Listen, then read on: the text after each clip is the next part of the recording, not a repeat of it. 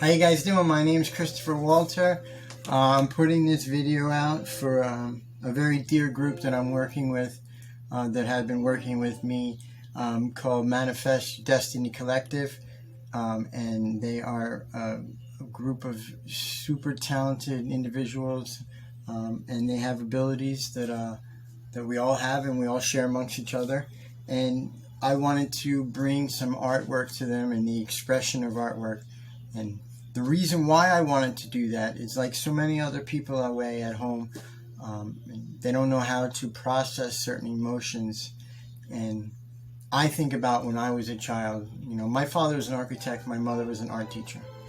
And the expression one puts into their art, whether it's a nightmare they had, or something that they drew, or a goal, or a dream, or something that they want, or just a memory of them maybe at Disney World with their mother and father, whatever.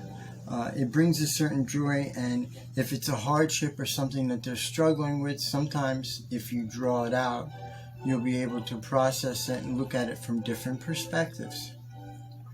Now, my mother and father gave me this book when I was very young. It was called Drawing Lessons from Great Masters, and this is the preface to the book. I'm going to be going into some Fibonacci sequencing and some geometry as I get further and further into my groups. But this is for my group, Manifest Destiny. And so now here it is.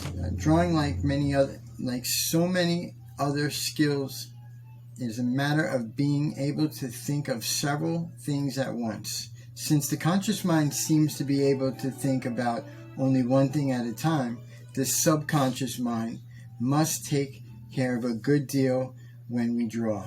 So the process of learning to draw demands that we acquire our subconscious mind with a certain amount of materials so that the subconscious can largely take over control of our very hand. Actually, I am inclined to think that no artist can be called an accomplished craftsman until all matters of technique are so well learned that they are part of the subconscious equipment. I know it is very difficult for the artist to express himself adequately unless this has been done. Students and laymen, of course, are apt to confuse the technique with art. And you read these pages, remember the techniques is but a means of ends and should not be confused with the end itself. Now, as I'm going to go into the Fibonacci, I'm going to explain there's certain communication. Any artist, any talented, good artist wants to express in their art, whether they're using a symbol, they're using colors, they're using a specific moment in time, something that would help the observer relate. That's what a talented artist would do. Whether they're using the lighting, whether they take an object and they move it around, or they move the light around the object, and the shading from the angle of the shadow tells a different story, and we call that different perspective. I could be standing here, someone else could be standing there, all around whatever object, and then we shift the light around and it changes the perspective, and what I see and versus what you see and what they see are completely different. But the goal itself in drawing anything is to show some kind of resemblance to what you're trying to express, what you're trying to draw or paint. And if you do this correctly, I know from my personal experience that if you're having trouble processing any kind of grave emotional, mental trauma, a hardship, some kind of difficulty, a memory that just keeps, that you repress, that keeps resurfacing, I find that the most natural way to heal these things, besides working with a professional, is to draw them. If you're using a journal, write things out. In fact, I tell people when brainstorming to use a journal for not just synchronicity and angel numbers, but I also tell them to do that for, say you get an idea, it's like, okay, how about if I combine this with this? And most of the time people will forget, but if you use a journal and you write it down, and then you come home later on and you pop open your sketchbook, you'll be able to illustrate the expression that you're trying to put out there in the world. So this is for my group Manifest Destiny Collective, and I'm going to go into the Fibonacci sequence. My name is Chris. I'm going to show you what instruments you're going to use right now. You're going to need a compass, right? If you don't have a compass, if you do have a template with circles of specific sizes, you'll be able to do it. Larger ones, of course. A straight edge. If you have one longer than 12 inches, preferably a 13-inch, because part of the area of it will be 13 by 8, so you're either going to have to extend an inch to your 12-inch ruler and take it from there.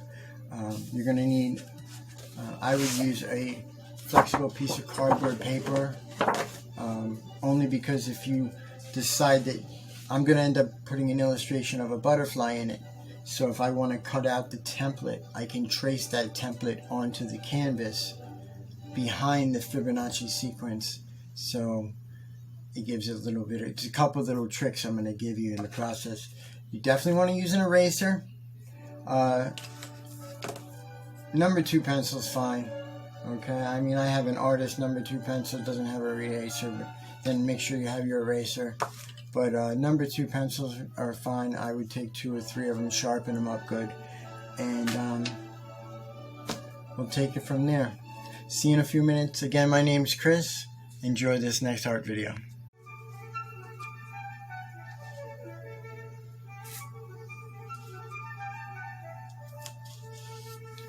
Put tape on the edges.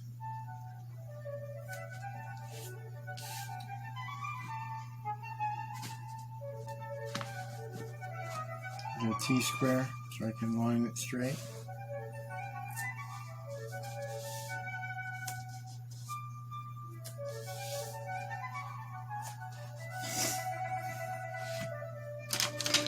Let's make it like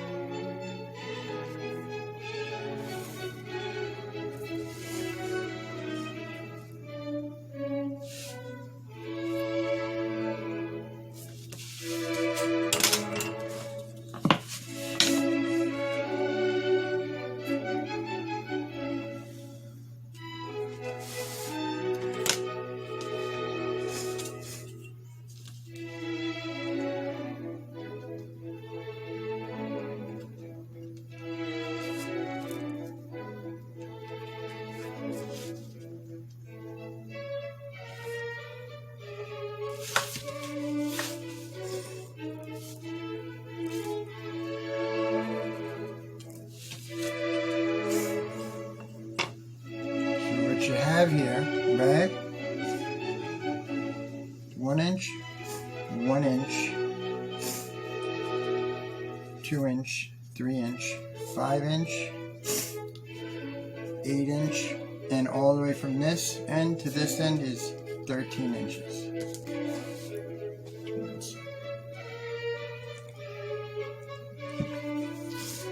Okay, so now I pull out my calipers. See if I get a better shot closer. Try not to drop it.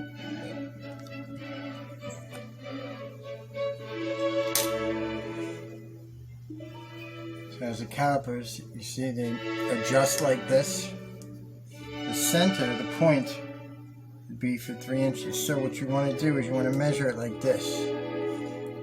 Corner to corner. Make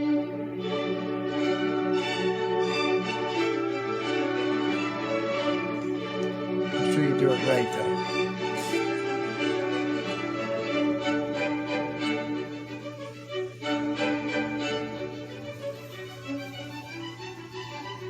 Yeah, that's that. And you're going to want to make sure you do. And again, if you didn't have calipers and you had one of these, this is a 2 inch, so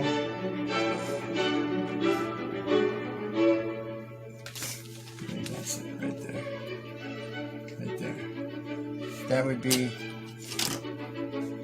how you would do this. See? Makes sense? Okay. And then I have to connect this to this. So I did it like this. This was my example. This is the one I did it from. Trying to make this a little quicker for you guys.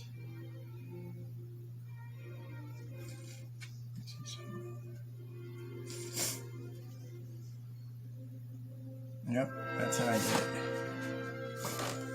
So, posting right here.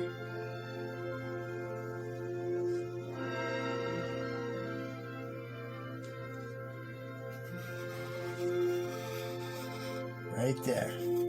See how that works? Hope you guys can see that. Try not to move the camera too much.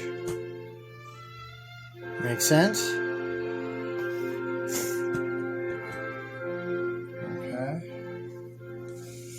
Now I'm also going to have to do this because this has got to connect to this. So the calipers are really easy. Remember, so say if you have a 6-inch circle, you would want to go 3 inches across for the diameter. So then when you make a complete circumference, you get to this full 6 inches. Now this is 2 inches.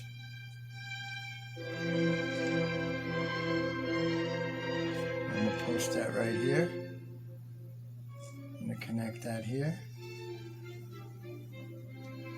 You see how that came about? What I did was I posted it there. When I did this, I brought this to here, and then I posted from the center, and I scribed it through. Okay? That's that. Now, let me tighten this up before we lose camera. Okay. Let's get you closer over here.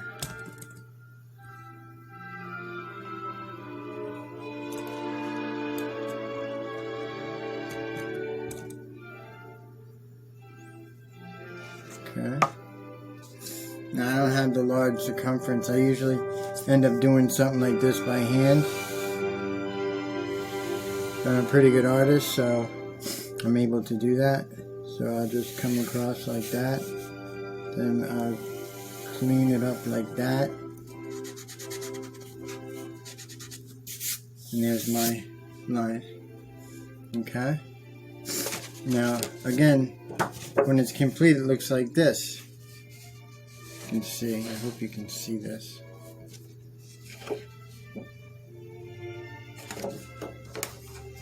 Now, when I did the first one, because I made a butterfly out of it, I cut this out. So I put this like this. See this? I put it right down, matched it with the boxes. You see how I did that? And I put it there. And I've been doing it so long I can just draw it out so fast by hand. So there's your Fibonacci sequence, and you can draw a butterfly inside that, and it's pretty much that easy. So again, I'm going to show you. You got 1 inch, 1 inch, a 2-inch box, a 3-inch box, a 5x5 box, an 8x8 box, and from here to here it's 13 inches. And that's your Fibonacci sequence. I hope you liked it. Again, my name's Chris. I'll see you on the next trip. So as you can see, that's how it all comes out. I use a T-square. You don't have to use a T-square. It's just convenient for me because I had a board. This was one of my first pieces where you see how I had the butterfly shape on there. And I had made a copy to where I could cut the butterfly off and just line it up. And I could cut it out and I can put it on my piece of artwork, saving it for another time. This is how it would normally come out. Again, it's 1, 1, 2, 3, 5, 8x8, and 13 from here to here. Okay? This is a 3-inch circumference. This is a 2-inch circumference. This is a 2-inch. Okay, there you go. That's pretty much how it's done. Again, all you need is metal ruler or a wood ruler. You can have one of these, but compass, I'd say 2 pencils, an eraser. This is one of my favorite erasers because it usually gets everything off, but it's still kind of dirty. You got that. So you ruler, compass, pencils, erasers. Okay? And that's how it ends up coming up. You have a great day and God bless.